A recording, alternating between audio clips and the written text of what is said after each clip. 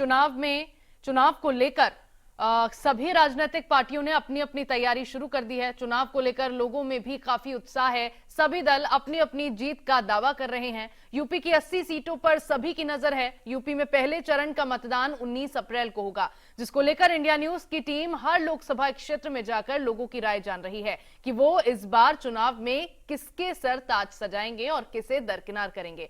तो चाय पर चर्चा में आज आपको हम लेकर चलेंगे लखनऊ और मेरठ, जहां पर आपको लोगों की राय सुनवाएंगे। और चलिए यहां से जय शुक्ला मेरे साथ संवाददाता लाइव जुड़े हुए हैं, उनका रुख कर लेते हैं। जय, चाय पर चर्चा में आज लोकसभा सीट मेरठ को लेकर बात होने वाली है, लखनऊ को लेकर बात होने वाली है। क्या लोगों की राय है? क्या आपने लोगों से बातचीत करने की कोशिश की है? कौन सा नेता लोगों की पसंद है? किस नेता को इस बार लोग दरकिनार करने वाले हैं? आपको बता दें कि इस वक्त देख रहे हैं मेरे हाथ भी एक चाय का एक कुल्हड़ है, जिससे मैं सुबह की चाय ले रहा हूं। और ये लखनऊ की मोहनलालगंज लोकसभा सीट है। इस वक्त मैं निगोहा कस्बे में हूं और ये आप देख रहे हैं पीछे चाय की दुकान है। यहाँ की अगर हम चुनावी समीकरण की बात करें तो यहाँ पर बीजेपी से तीसरी बार कौसर किशोर को उतारा गया है, जो कि 2 बार लगातार सांसद यहाँ से रह चुके हैं मोहनलालगंज लोकसभा सीट से। वहीं तीसरी बार फिर से मैदान में उतरे हैं। वहीं आपको बता दें कि जो लड़ाई है वो त्रिकोणीय रहने वाली है, क्योंकि सपा और कांग्रेस के गठबंधन से आर.के. चौधरी उतरे हैं। वहीं अगर हम बीएसपी की बात करें तो बीएसपी से भी राजेश कुमार को इस क्षेत्र से उतारा गया है। ऐसे में क्या कुछ समीकरण रहेगा, जनता का क्या कुछ कहना है, ये जानने के लिए चाय पे चर्चा करते हैं। और यहाँ पर तमाम लोग हैं जो बैठे हुए नजर आ जाएंगे। यहाँ देख रहे हैं कि किस तरह से लोग के हाथों में कुल्हड़ है चाय का और लोग आपस में चर्चा भी कर रहे हैं। बात करते हैं उनसे। सर, सबसे पहले आपसे बात करेंगे, क्या लगता है कि अगर हम मोहनलालगंज लोकसभा सीट की बात करें, क्या कुछ इस बार समीकरण रहने वाला है? देखिए, ये तीसरी बार सांसद जी कौशल किशोर जी को यहाँ से बीजेपी ने उनके ऊपर दांव लगाया है। और हमारा मानना है कि कोई भी लड़ रहा हो किसी भी पार्टी से, लेकिन कौशल किशोर सबसे भारी है। उसका ये कारण नहीं कि ये तीसरी बार जो है सांसद के चुनाव लड़ने जा रहे हैं। नरेंद्र मोदी जी के नेतृत्व में संपूर्ण देश का चुनाव हो रहा है और इसमें कोई कहने हमें गुरेज नहीं। अच्छा, ये आपको लगता है कि त्रिकोणीय लड़ाई रहने वाली है? कहीं कोई लड़ाई में ही नहीं, चाहे वो सपा का गठबंधन हो और कांग्रेस का गठबंधन हो, चाहे हमारे लोकल प्रत्याशी मनोज रावत जी हो, कहीं कोई लड़ाई में नहीं। और कम से कम समथिंग 50,000 प्लस में कौशल किशोर जी जीतेंगे। ये मोदी जी को सारा श्रेय जाता है। किसी को भी टिकट मिलता वो जीतता जरूर। बाकी और भी लोग हैं। आपके हाथ में चाय की प्याली है, सुबह सुबह की चुस्की ले रहे चाय की।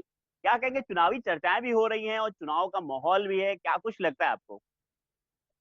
बात है कि माननीय नरेंद्र मोदी के नेतृत्व में जो चुनाव लड़ा जा रहा है, तो 3 बार लगातार जीत मिली है और इस बार भी लगभग 1.25 लाख वोटों से इस बार तीसरी बार झंडा लहराएगा भारतीय जनता पार्टी का मोहनलालगंज से। और रही बात गठबंधन कांग्रेस और सपा का, ये बहुत पीछे है और बसपा की जितना भी वोटर था वो आगे तक रहा है भारतीय जनता पार्टी के साथ।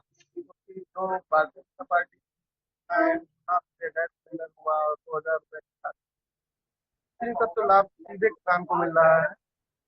बंदर बांट नहीं हो पा रही, सीधे किसान को मिल रहा लाभ मिल रहा है। इस वजह से सारे वोट में तब्दील हो रहे हैं। अच्छा, इस बार देखा कई बड़े मुद्दे हुए, चाहे धारा 370 हो, चाहे वो राम मंदिर का मुद्दा हो, इनका भी कुछ असर लग रहा है आपको पड़ने वाला है इसमें? राम मंदिर के नाम पर भारतीय जनता पार्टी ने जो वादा किया था वो पूरा किया है। इस वजह से संपूर्ण देश में पूरे 400 पार का जो नारा है माननीय नरेंद्र मोदी जी का, वो पार होगा इस बार और 400 पार करके ही दम लेंगे। बिल्कुल, आपसे बात करेंगे। क्या नाम है आपका? राम साहू जी, ये बताइए आप करते क्या हैं? टेंट का व्यवसाय। मतलब व्यापारी हैं। कुछ लगता है कि व्यापारियों के लिए कुछ हुआ है? कुछ नहीं हुआ है, वो लागन विधानसभा सीट से कुछ नहीं है। तो इस बार क्या लग रहा है, चुनावी समीकरण क्या रहने वाला है? ग्रामीण समीकरण माननीय अखिलेश जी और कांग्रेस पार्टी गठबंधन आर.के. चौधरी की सीट बार मोहनलालगंज से निकलेगी। ऐसा क्यों लग रहा है आपको? कौशल जी कभी 5 साल में यहाँ आज तक दिखाई नहीं पड़े। ये आपको लग रहा है कभी दिखाई पड़े यहाँ? भारतीय जनता पार्टी जिंदाबाद। देखिए, ये बताइए आप, आपसे जानना चाहेंगे, ये बताइए, एक मिनट रुकिएगा, आपसे ये जानना चाहेंगे कि त्रिकोणीय लड़ाई है, मतलब यहाँ पर 80 बाहुल्य क्षेत्र माना जाता है क्योंकि सुरक्षित सीट है ये। तो ऐसे में क्या बीएसपी कुछ कमाल कर पाएगी? बीएसपी ने ये प्रत्याशी अपना उतारा है। जो कांग्रेस और गठबंधन जो है सपा का, वो मजबूती से इस बार इंडिया आगे गठबंधन आपको लग रहा है कि मोहनलालगंज लोकसभा से गठबंधन जो है यहाँ से भारी रहेगा? भारी। भारी रहेगा, बिल्कुल। और भी तमाम लोग पीछे बैठे हुए हैं, उनसे भी जान लेते हैं। कुछ युवा भी हैं और सबसे चर्चाएं करते हैं, जानते हैं। क्या नाम है आपका, ये बताइए। सोनी जी, ये बताइए आपको क्या लग रहा है इस बार जो मोहनलालगंज लोकसभा सीट की जो लड़ाई रहने वाली है, क्या मुख्य मुद्दे रहेंगे, किस तरह से लोग वोट करेंगे, क्या कुछ खास रहने वाला है? युवाओं के भी, किसान के भी, हमारे व्यापारी भाइयों के भी प्रमुख मुद्दा जो है यहाँ से जो है कौशल के उत्सव का बराबर आना ना हो मार्केट में। चुनाव के सर दरमियान ही हम लोगों ने कौशल किशोर को देखा और 5 साल ये गए। मतलब बीजेपी प्रत्याशी यहाँ नहीं आते हैं चुनाव जीतने के बाद? यहाँ नहीं। हाँ, चुनाव में वोट देने की बात है तो हम लोग 35-20 सालों से भाजपा को वोट देते आए हैं और इस बार भी भाजपा को ही वोट। मतलब इस बार आपका मुद्दा रहेगा सिर्फ पार्टी बेस आप वोट करेंगे? अच्छा, बाकी अगर पार्टियों की बात कर रहे हैं, इंडिया गठबंधन की बात कर रहे हैं या बीएसपी ने भी अपना प्रत्याशी उतारा, उनका क्या कुछ रहने वाला है इस लोकसभा सीट? इंडिया गठबंधन माने कुछ नहीं, एक है लोगों को चीजें बनाने के लिए इंडिया गठबंधन बनाया गया है और इससे कोई पब्लिक मिलने वाली नहीं। अच्छा, आपसे बात करें, क्या नाम है आपका? तिवारी नाम है। बहुत तिवारी जी, ये बताइए, हम लोग इस समय चाय पे चर्चा कर रहे हैं, चुनावी माहौल है, लोकसभा चुनाव का एक माहौल चल रहा है, 20 मई को अपने इलेक्शन है मोहनलालगंज का।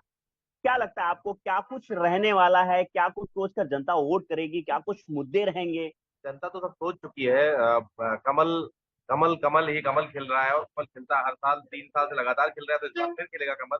लेकिन रह गई, बड़े भाई बता रहे थे प्रत्याशी नहीं आते, तो आर.के. चौधरी भी लगातार एक बार यहाँ के मंत्री रह चुके हैं, वो भी अभी तक जनता के बीच में एक बार भी नहीं आए, वो तो वोट मांगने भी नहीं आए किसी से। तो कौशल किशोर चाहे खुद आए या कैसे भी आए, लेकिन कौशल किशोर के नाम से वोट हम लोग नहीं देते हैं, हम लोग कमल के नाम से और नरेंद्र मोदी जी के नाम से वोट देते हैं। तो इस बार फिर वोट होगी और कमल का बटन दबा के ही बीजेपी को फिर से जिताएंगे। और बस इतनी हमेशा इतना ही मेरा आग्रह रहता है बीजेपी सरकार से कि छोटी जनता का भी ध्यान रखते हुए बराबर, क्योंकि कुछ अभी भी हमारे गांव के कुछ बहुत सारे ऐसे कार्य पड़े हुए हैं जिनको कौशल के जो किशोर जी को देखना चाहिए, क्योंकि हमारी पूरी भाजपा बहुमूल्य क्षेत्र है हमारा, बराबर पूरी वोटें भाजपा को मिलती है, तो पूरा ध्यान दें और बस जय भाजपा तय भाजपा। अच्छा, बिल्कुल। और भी कुछ लोग हैं, उनसे बात कर लेते हैं, जानते हैं उनका आखिर क्या कुछ कहना है। क्या नाम है आपका, ये बताइए। अतुल जी, क्या कुछ इस बार मुद्दे रहने वाले हैं आपके?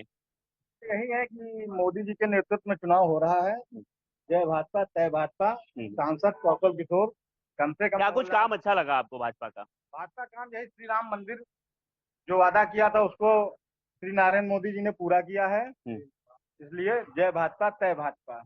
आपको लगता है वोटों से कौशल किशोर सांसद जी मोहनलालगंज से आगे रहेंगे? आपको लग रहा है इस बार भाजपा निकलेगी? जो 400 पार का नारा दे रहे हैं वो पूरा होगा? बाकी विपक्ष को लेकर के क्या कहेंगे आप? माने शून्य। नहीं, बताया जाए मोहनलालगंज लोकसभा से जो प्रत्याशी उतारा है उन्होंने, कांग्रेस और सपा गठबंधन के आर.के. चौधरी, वो भी कई बार से यहाँ पे विधायक रह चुके हैं, उनकी भी बताया था काफी धमक है यहाँ पर।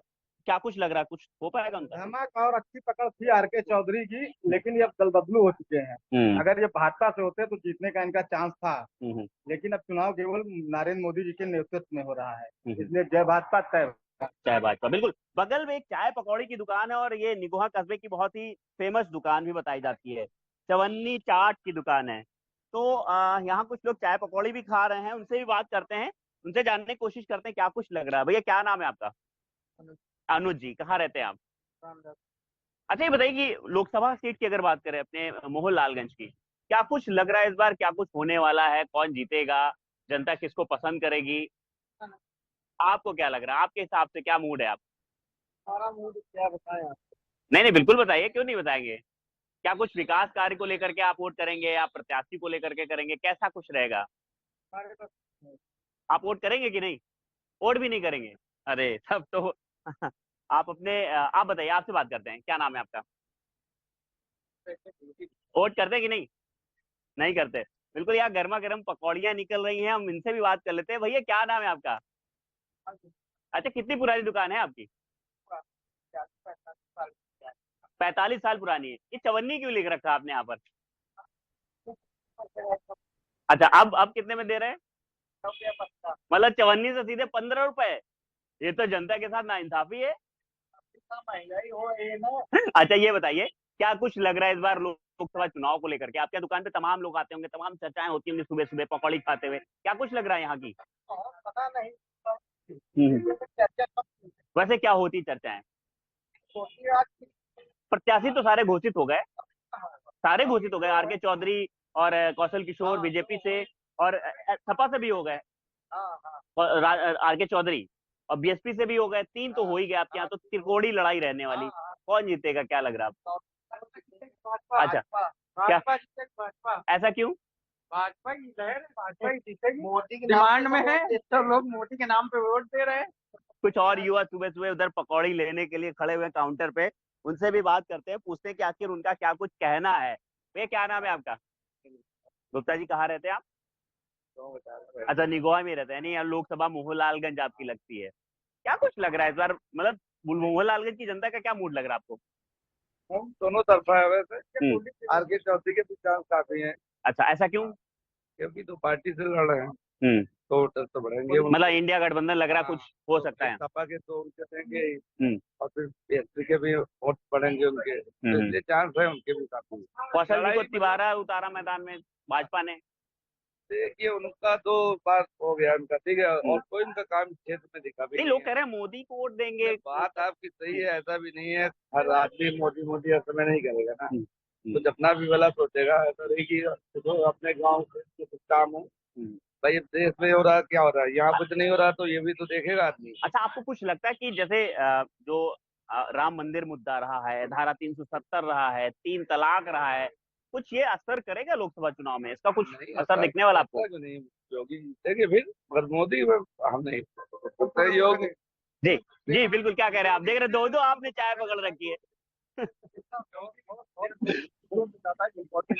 कभी इस तरीके से सुधरी है देश विदेश में, और जो इकोनॉमिक में काम हुए हैं, जो रोड इंफ्रास्ट्रक्चर में काम हुआ है, जो साख बढ़ी है देश की, देश मंत्रालय में जो काम हो रहा है, इतना कभी नहीं हुआ।